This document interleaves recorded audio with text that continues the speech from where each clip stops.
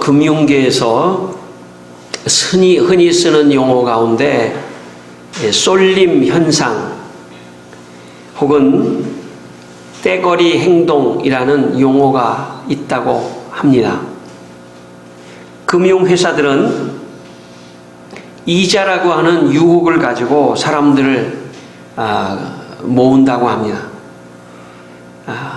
복잡 미묘한 그런 방정식을 이용해서 이자를 계산하고 그래서 0.01%라도 더 이자를 더 받을 수 있다고 그렇게 이제 사람들에게 광고를 해서 많은 사람들을 모집을 한다고 합니다. 여러분 아시겠지만 2008년 9월 미국 금융회사 리먼 브라더스의 파산과 그 파산으로 인한 여러 기업들의 줄도산은 학자들의 연구에 의하면 한 푼의 이자라도 더 받겠다는 투자자들이 위험을 간과했기 때문에 그런 일이 일어났다고 그렇게 평가를 하고 있습니다. 돈의 노예로 전락한 현대인들이 파놓은 함정, 그것이 바로 글로벌 금융위기의 본질이었다라고 학자들이 평가를 했다고 합니다. 아담이 타락한 이후에 인간은 물질에 집착하는 존재로 변화되었습니다.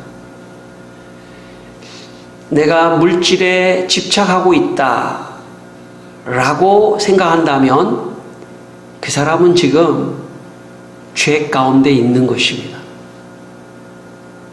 나의 모든 가치가 돈과 물질이라면 그 사람은 지금 죄의 늪에 빠져 있는 것입니다. 인간이 타락한 이후에 인간은 물질의 노예가 되어버렸습니다. 공부하는 것도 모든 직업도 참 일용할 양식으로 감사하는 의미를 넘어서서 어떻게 하면 이것을 축적할 것인가, 나만이 아니라 이걸 축적해서 내 후손들에게 어떻게 넘겨줄 것인가, 그 차이가 미묘하지만 그 차이를 넘는 순간 인간은 죄 가운데 있다는 것을 보여주는 행동입니다. 여러분, 예수님께서 이렇게 말씀하셨습니다. 주기도문을 가르쳐 주시면서 오늘 우리에게 일용할 양식을 주시옵소서. 일용할 양식이라고 하는 것은 뭐 빵 2개, 빵 1개의 의미라기보다는 하나님, 내가 이 세상에서 살아가는 동안 참 적절할 만큼의, 적당한 만큼의 물질로도 만족하고 감사하는 그런 삶을 살게 해달라고 하는 그런 뜻입니다. 이 수위가 넘는 순간 이미 물질의 노예가 되는 순간입니다. 그 물질의 노예가 되는 순간 우리는 하나님으로부터 점점 멀어져 가게 되는 것입니다. 왜냐하면 사단이 가장 첫 번째 선악과를 가지고 아담과 하와를 유혹한 것은 물질입니다. 선악과 자체가 물질입니다. 선악과 그 열매 자체가 물질입니다. 그것을 먹으라고 하는 것, 물질을 가지고 최초의 아담과 하와를 유혹하였듯이 우리가 그 물질을 한 번 먹고 돈의 욕심을 한 번 더 갖고 물질의 욕심을 한 번 더 갖고 가지면 가질수록 우리는 점점 죄 가운데 마귀의 노예가 되어 가는 것입니다. 여러분, 이 성경의 진리를 깨닫게 되시기를 바랍니다. 여러분, 물질을 놓으셔야 돼요. 물질을 놓지 않는 한 점점 더 죄악 가운데로 빠져 들어가게 되는 것입니다. 이 아침 말씀을 들으며 일용할 양식으로 감사하며 살 수 있도록 주여 도와주십시오. 언제나 감사하며, 언제나 일용할 양식만으로도 감사하며, 아니 내가 지금 사는 것은 너무 넘치고 있지 않느냐, 일용할 것보다 더 많이 주지 않았느냐, 그런 감사의 마음이 우리에게 필요한 것입니다. 제가 직접 본 영화는 아닌데요, 제 아내한테 들은 이야기입니다. 아마 1900년 초반 어느 이탈리아의 한 마을에서 일어난 일인데 너무 먹을 게 없는 거예요. 너무 먹을 게 없는 거예요. 근데 어떤 사람이 이제 가장이 감자 하나를 구해왔어요. 그래서 그 감자 하나를 어떻게 쪄가지고 말이죠. 거기에는 그 집에는 아버님, 어머님도 계시고 자기 부부도 있고 아마 자식도 있었던 것 같아요. 감자 하나를 가지고 딱 칼로 썰어가지고 그 아주 조그만 그 감자 하나를 이렇게 먹는 그런 장면이 참 인상 깊었다 하는 이야기를 제가 들었습니다. 여러분, 하나님 앞에서 일용할 양식으로도 감사할 수 있는 사람은 오늘 나의 모든 환경을 감사할 수 있는 그런 사람이 되는 것입니다. 욕심을 부리면 안 됩니다. 욕심이 잉태하여 죄를 낳고 죄가 장성하여 사망을 낳느니라 성경은 말씀합니다. 욕심을 버리셔야 돼요. 그리고 감사하는 생활을 하셔야 됩니다. 아, 이만큼도 너무너무 감사하다. 하나님 감사합니다. 저는 여러분의 삶에 감사가 넘치기를 바랍니다. 이 가을 참 감사하는 가을, 감사가 넘치고 물질의 노예가 되지 않는 여러분 되시기를 바랍니다. 디모데전서 6장 10절 말씀에 이런 말씀이 있습니다. 돈을 사랑함이 일만하게 뿌리가 되나니 이것을 탐내는 자들은 미혹을 받아 믿음에서 떠나 많은 근심으로서 자기를 찔렀도다. 돈을 사랑함이 일만하게 근본이라고 그랬습니다. 성경의 가르침은 여기에 있습니다. 성경의 가르침은 돈을 사랑하면 그게 모든 악의 뿌리가 되고 결국 어떤 결과를 가져오냐면 믿음에서 떠나게 되고 믿음에서 떠나게 되면 그게 근심이 된다는 것입니다. 모든 근심이 거기서부터 온다는 것입니다. 돈, 물질 여기서 떠나셔야 됩니다. 그것만이 믿음을 더 잘 지키는 길이고 근심을 근본적으로 해결하는 길입니다. 성도 여러분, 돈에서 떠나시기를 축원합니다. 여러분, 이스라엘 백성들이 그렇게 섬기지 말라고 했던 바알은 바로 돈의 신입니다. 풍요의 신입니다. 여러분, 믿음이라는 것은 돈을 놓는 것입니다. 믿음이라는 것은 돈을 놓고 예수 그리스도를 따라가는 것입니다. 오늘 성경 말씀, 본문의 말씀은 지금 제가 말씀드린 그 말씀을 하고 있습니다. 오늘 성경에는 마태라고 하는 세리가 나옵니다. 그가 세관에 앉아서 세금을 걷고 있을 때 예수님께서 마태에게 이렇게 말씀하셨습니다. 나를 따르라. 그랬더니 세관에 앉아 있었던 마태가 자리에서 일어나 예수님을 따랐다. 이게 오늘 9절의 말씀입니다. 예수님 당시에 예루살렘에는 시장이 많이 있었다고 합니다. 학자들의 연구에 의하면 곡물시장도 있었고 과일시장, 가축시장, 목재시장, 살찐 짐승을 파는 시장, 심지어는 노예를 거래하는 노예시장까지 있었는데 이 시장의 입구에는 꼭 세리가 앉아 있었습니다.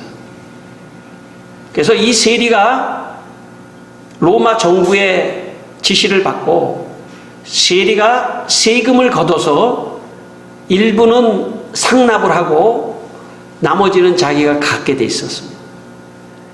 그런데 이 시장에 와서 물건을 파는 사람은 반드시 이 세리한테 돈을 내야 됐습니다.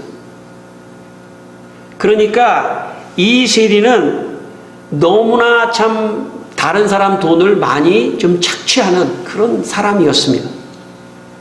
그러다 보니까 대개 유대인들이 이런 역할을 했는데, 유대인들이 결의를 내서 저 세리의 직업을 갖는 사람은 아예 유대인으로서의 자격을 박탈하자. 시민권을 박탈하자.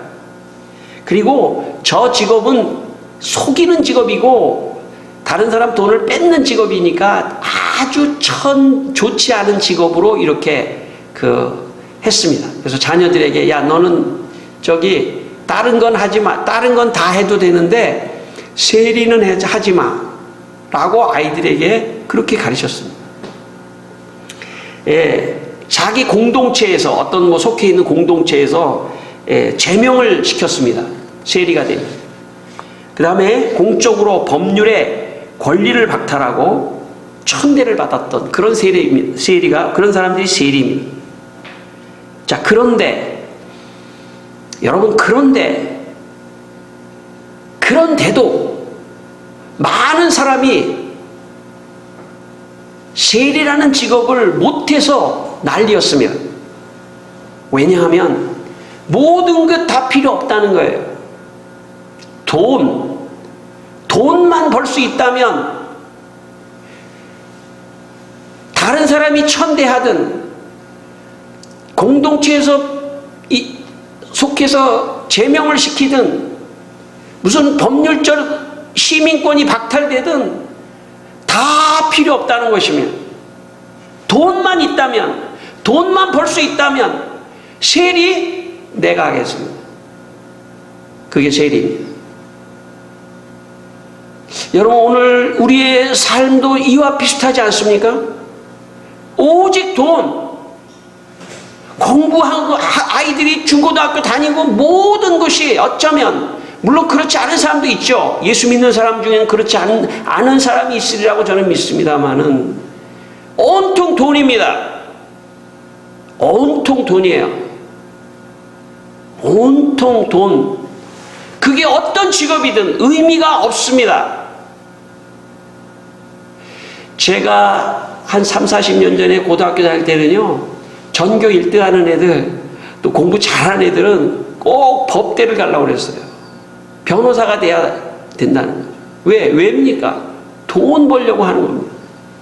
지금은요, 변호사 개업을 해도 죄송합니다. 개업을 해도 되지 않는 사람은 많답니다. 그러니까 안 가죠. 온통 앵글이, 온통 관점이, 온통 돈이에요. 그것은 마귀의 시험이고 죄의 속성입니다. 사회 사람들은 서로가 자기가 하는 일을 통해서 다른 사람에게 유익을 줘야 되는 그런 삶을 살아야 됩니다. 무슨 일을 하든지 간에. 다른 사람에게 유익을 주려고 할 때는 내가 그게 돈의 가치가 적어도 그것을 선택하고 그것에 의미를 둘 수 있는 그런 사회가 건강한 사회고, 그것이 하나님이 원하시는 사회입니다. 우리 그리스도인들은 그런 사회를 만들어야 될 줄 믿습니다. 여러분, 오직 돈에 관심을 가지고 무슨 일을 할 때는 의미가 없어집니다. 자기가 하는 일이 의미가 없어져요.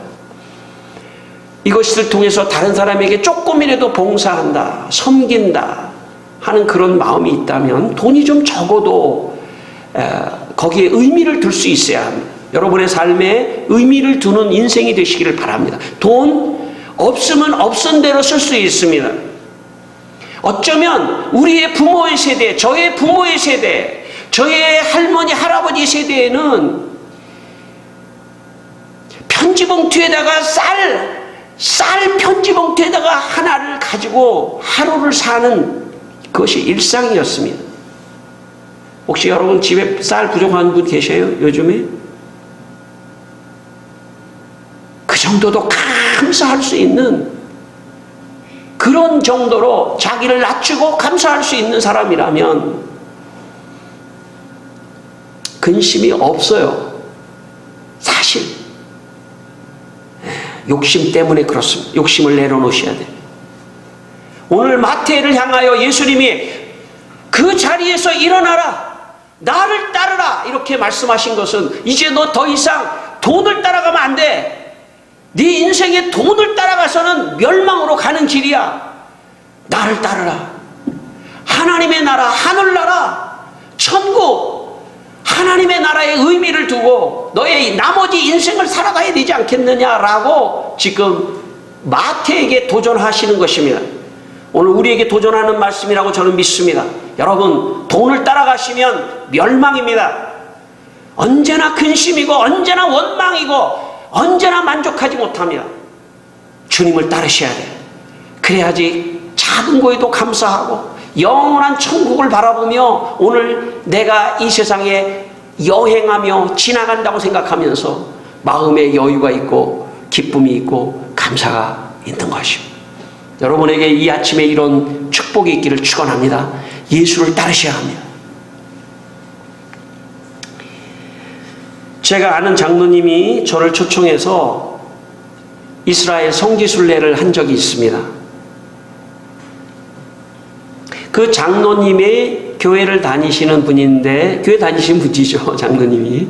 그 친구들이, 고등학교 친구들인데, 다 교회를 열심히 다니는 분들입니다. 그 중에 장로님도 계시고, 뭐 집사님도 계시고, 권사님도 계시고, 다 부부 동반으로 해서 이스라엘 성지순례를 가는데, 가서 또 예배도 드려야 되고, 또 뭐 설명도 들어야 되고, 그러니까 참 감사하게 저를 초대해가지고 같이 저를 모시고 가겠습니다. 그렇게 해서 제가 같이 따라간 적이 있습니다. 제가 가서 이 성지순례를 다 이렇게 봤는데, 지금 와서 생각하니까 성지순례 하면 뭐 이렇게 뭐 좋은데 장소 간 것도 뭐 기억이 없는 건 아닙니다. 근데 지금 제가 생각해 보면 그때 참 많이 먹었다 하는 그런 생각이 듭니다. 왜냐하면 이 부부들이 말이죠, 와가지고 기분이 좋은 거예요. 그래서 성지순례 하니까 여기 가면 말이죠, 막 어느 부부가 또 막 이거 사주고 아이스크림 사주고 뭐 이거 사주고 막 또 저쪽 가면 또 다른 부부가 이거 사주고, 왜냐하면 여행 와서 지금 너무 기분이 좋은 거예요. 그러니까 여기 가면 이렇게 사주고 저기 가면 저렇게 사주고, 사실 지금만 생각하면 제가 못 사드린 게 참 너무 죄송한데, 그 인원이 많으니까 좀 한번 살려고 해도 돈이 많이 들어요. 음료수도 사주고, 뭐 아이스크림 사주고, 뭐 빵도 사주고, 뭐 물론 식사도 사주고, 뭐 다 그건 공동으로 물론 하는 거지만 너무 많이 먹었던 기억이 있어요. 예. 지금도 생각하니까 막 입맛이 다셔지네요.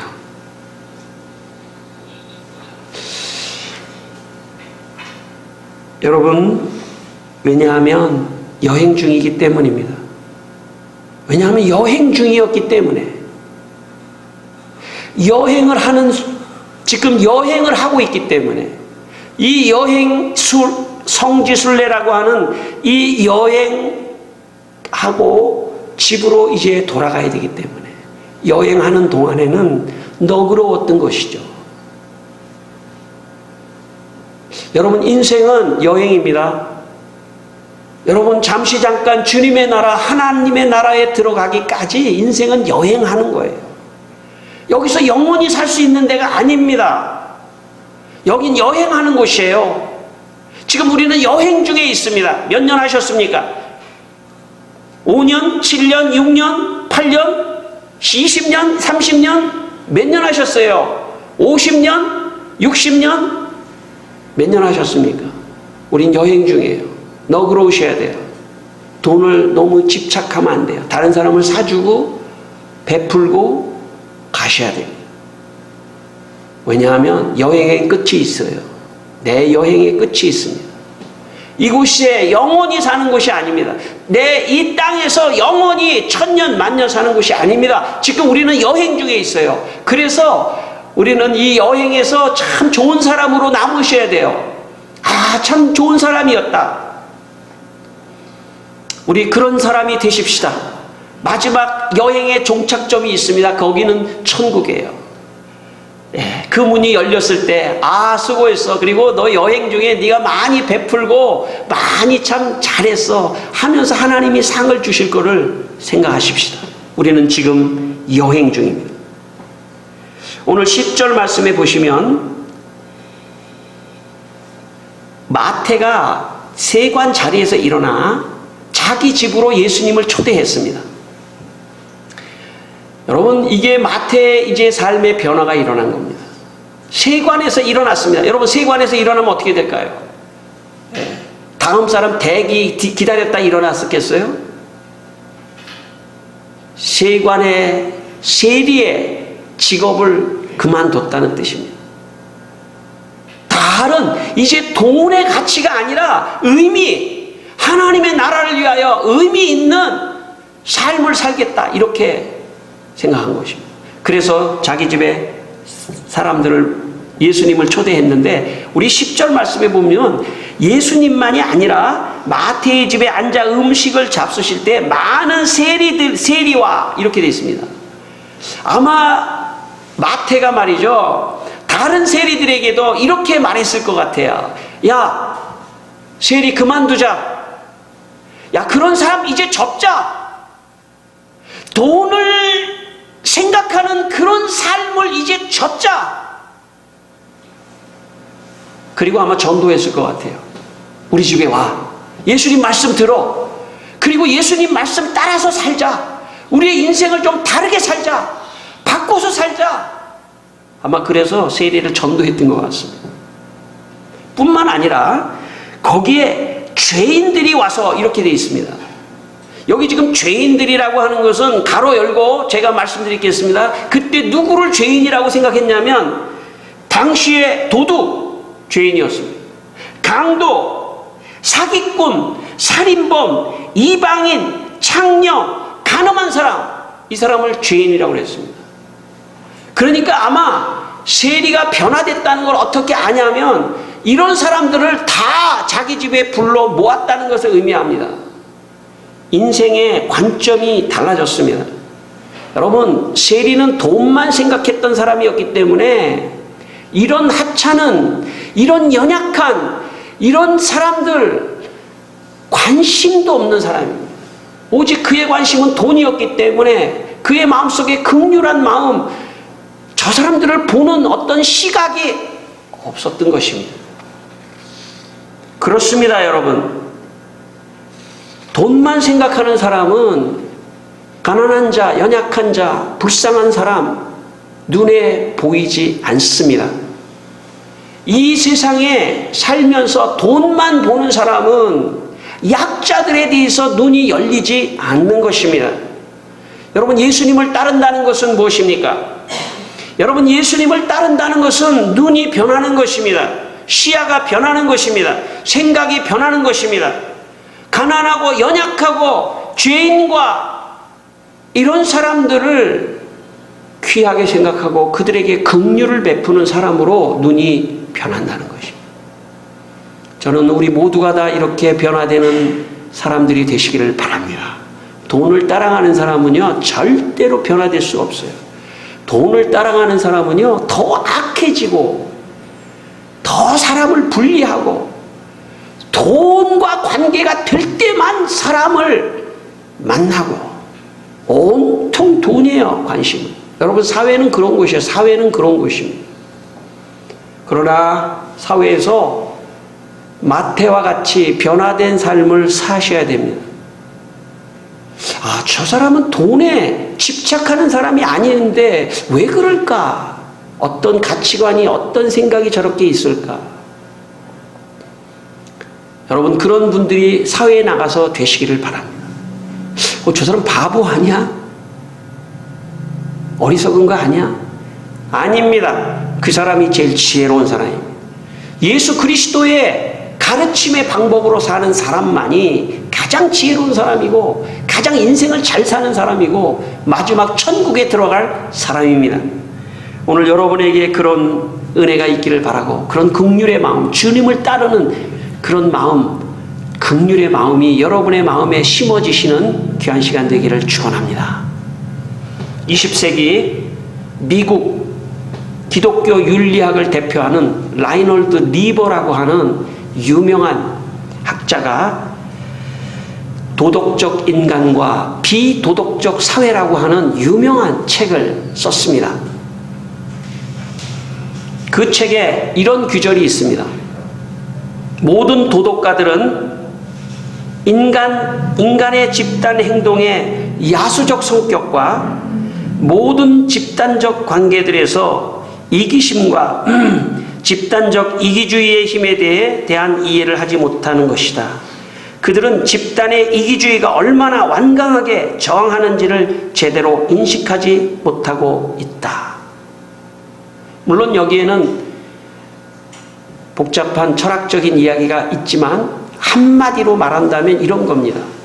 사회는 집단적 이기심의 공동체라는 겁니다. 사회는 집단적 이기심의 공동체라는 것입니다. 여러분, 우리가 사회에 나가면 자기도 알지 못하는 사이에 집단적 이기심의 문화 속으로 빨려 들어가게 되어 있습니다. 오늘 라이놀드 리버의 지적입니다. 그런 차원에서 세리는 사실은 개인적 책임을 마태에게 물어서는 안 됩니다. 사회 자체가 온통 돈이라고 하는 앵글을 가지고, 돈이라고 하는 관점을 가지고 이기심에 날뛰는 사회, 그것은 타락한, 아담 이후로 타락한 사회가 만든 가인의 나라입니다.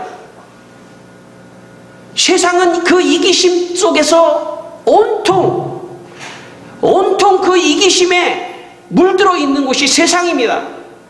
그러므로 그 이기심에 물들어 있는 그 세상 속에 있었던 마태 세리의 개인적인 책임을 물을 수가 없는 것입니다. 왜냐하면 세리 마태도 피해자입니다. 그도 어려서부터 온통 돈만 바라도록 하니까 그가 세리가 된 것이죠. 여러분, 그런 차원에서 볼 때 사실은 마태 세리도 피해자입니다. 뿐만 아니라 여기에 다른 세리들도 피해자입니다. 뿐만 아니라 여기에 나온 도둑, 강도, 모든 사기꾼, 이 모두가 다 사회의 집단 이기심에 의해서 발생한 피해자입니다. 여러분, 오늘 가난한 사람, 연약한 사람, 불쌍한 사람, 저 사람들의 죄입니까? 저 사람들의 책임입니까? 여러분, 어떤 사람은 부모가 없어서 어려서부터 고아가 돼서 못 배울 수도 있습니다. 그래서 참 자기는 원하지만 오늘도 길거리에 노숙하며 있는 사람도 있을 수 있습니다. 얼마든지. 환경이 어려워서 더 이상 공부할 수 없어서 참 좋은 직업을 갖지 못한 사람도 얼마든지 있습니다. 그들의 죄입니까? 아니에요. 죄로 물든 이 사회의 이기심의 결과입니다. 누가 이들을 구원할 수 있겠습니까? 누가 이들을 긍휼하게 볼 수 있겠습니까? 예수를 따르는 사람들. 오직 예수님, 그분 예수 그리스도를 따르는 자의 눈에는 그들을 긍휼히 볼 수 있는 마음이 생기는 것입니다. 오늘 예수님께서 마태야, 나를 따르라. 죄인들이여, 나를 따르시오. 그리고 하늘에 하나님의 은혜를 기다리시고, 그리고 그 하나님의 은혜 속에서 살아가시면 작은 것도 감사하고, 그리고 또 하나님이 복을 주신다면 또 길을 열어주셔서 축복된 길로 가고, 그걸 또 다른 사람에게 나눌 수 있는, 그리고 가난한 사람을 생각할 수 있는 그런 눈이 변화되는 그것이 이 세상에서 가장 축복된 인생입니다. 돈을 놓으셔야 돼요. 물질을 놓으셔야 돼요. 자리에서 일어나셔야 돼요. 세관에서 일어나셔야 돼요. 오늘 13절의 말씀에 우리 한번 같이 읽을까요? 13절 귀한 말씀, 마지막 말씀.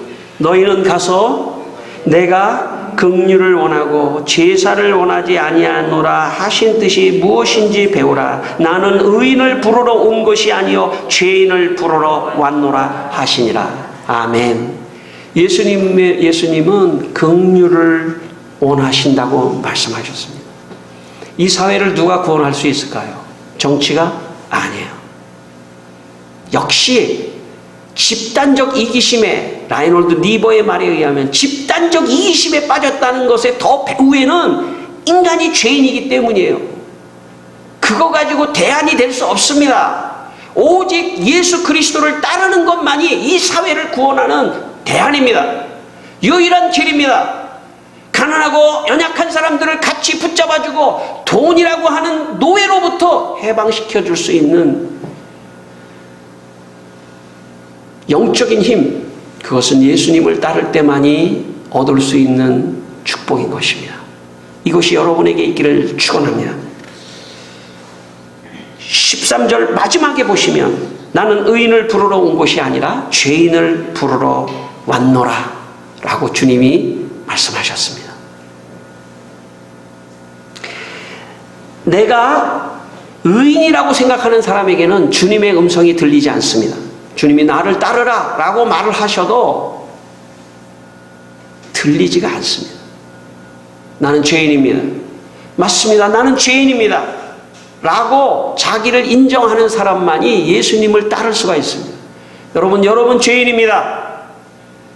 아닌 것 같지만 아담 이후로 타락한 여러분의 심성에는 온통 돈만 따라가고 온통 이기심이 넘치는 여러분의 그 심성 중앙에 보시면 여러분은 죄 가운데 있는 사람들입니다. 그걸 따라가면 멸망입니다. 그러나 그것에서 벗어나면, 주님의 음성을 듣고 그것에서 벗어나는 사람은 구원을 얻습니다. 저는 목사로서 설교하는 것을 가장 즐겁게 생각을 합니다.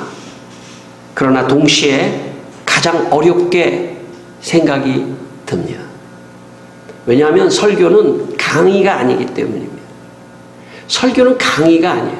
저도 다른 데서도 뭐 강의도 하고 그러거든요. 강의는요 너무 쉬워요. 강의는 너무 쉽습니다. 왜냐하면 내가 준비해서 지식을 준비해서 막 나눠줄 때 그 오는 어떤 그 희열이 있고 막 너무 기뻐요. 근데 설교는 그런 것이 아닙니다.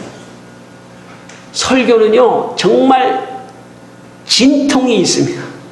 어렵습니다. 오늘 제가 설교를 딱 끝나고 다음 주 설교를 위해서 하나님 하늘로부터 말씀을 주십시오. 받아야 돼요. 말씀을. 그냥 내가 생각하는 게 아니고 정말 주님이 생각나게 하시는 말씀, 그리고 그 말씀 한 구절 한 구절을 받고 또 계시를 받고 말씀을 연구하고 받고, 그럴 뿐만 아니라 말씀에는 제 신앙의 고백이 함께 들어가야 합니다. 그렇지 않습니까? 무슨 제가 앵무새가 아니지 않습니까? 그러니까 어려운 겁니다. 제 신앙의 고백이 들어가야 되기 때문에 더 어려워요. 저는 그때마다 회개합니다. 설교를 준비할 때마다 회개합니다. 주님, 제가 너무 죄인입니다. 주님, 제가 너무 죄인이에요. 이거 어쩌면 좋습니까? 나는 이 사람들 앞에서 설교할 수 있는 사람이 아닙니다. 정말 너무 죄인입니다. 어쩌면 좋습니까? 다음 주에 제가 여기 안 서겠습니다.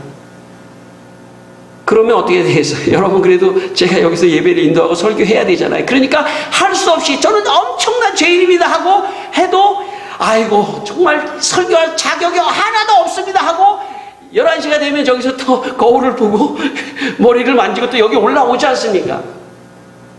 사실 제가 설교할 수 있는 자격이 있는 사람이 아니에요.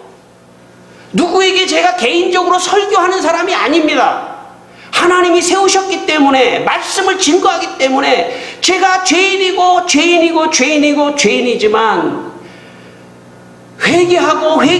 회개하면서 주님 너무나 부족하지만 그래도 누군가는 하나님의 말씀을, 이 역사 속에 하나님의 말씀을 증거해야 되지 않습니까? 제가 부족하지만 그래도 올라가겠습니다. 강단에 올라가겠습니다. 그리고 쓰는 것입니다. 우리 모두가 다 나는 죄인입니다. 나의 이기심을 용서해 주십시오. 돈에 집착한 나를 용서해 주십시오. 온통 나 자신과 내 자신만 생각하는 나의 이기심을 용서해 주십시오. 하나님 나라와 교회와 사회와 민족과 세계를 보지 못하는 너무나 좁은 시야를 가지고 있는 나를 용서해 주십시오. 라는 통회와 회개가 있을 때 그때 주님의 음성이 들리는 것입니다. 너는 나를 따르라. 그때 우리가 주님을 따르면서 주님의 마음으로 이 삶을 살아가는 것입니다. 성도 여러분, 오늘 이 아침 우리 모두가 다 죄인입니다. 그 마태는 다른 사람이 아니라 오늘 우리 자신입니다. 세리 마태, 세관에 앉아 돈만 생각하는 그 마태는 다른 사람이 아니라 오늘 우리입니다. 그 자리에서 내려오십시다. 그리고 예수님을 따르십시다. 그리고 예수님의 마음으로 세상을 살아가십시다. 오늘 이 축복이 여러분에게 있기를 주의 이름으로 축원합니다. 기도하겠습니다. 다 같이 한번 기도하겠습니다. 하나님 아버지, 주님, 이 시간 우리가 세상의 물질과 이기심을 내려놓고 주님을 따르기 원합니다. 주님, 예수님 따르기를 원합니다. 예수님과 같이 주님, 참 죄인들을 긍휼히 보는 눈이 우리에게 있게 하시기를 원합니다. 이 아침 우리 성도들, 하나님이여, 세상 속에 있었지만 주님의 전으로 인도해 주신 것을 감사합니다. 주여 역사하여 주시고, 주님이여 이분들에게 주의 은혜를 더하여 주셔서 아버지여 세상의 물질을 높게 하여 주시고, 나는 죄인이로소이다 주님을 따르는 귀한 종들이 되게 하여 주시옵소서. 할렐루야. 주여 한 주간도 이분들의 삶의 변화가 일어나게 하여 주시옵소서. 생각의 변화가 일어나게 하여 주시옵소서. 예수 이름으로 기도합니다. 하나님 아버지, 우리 성도들이 세상의 탐욕을 포기하고 예수님을 따르는 새로운 영적인 신앙인이 되게 하여 주시옵소서. 예수님의 이름으로 기도드리옵나이다. 아멘.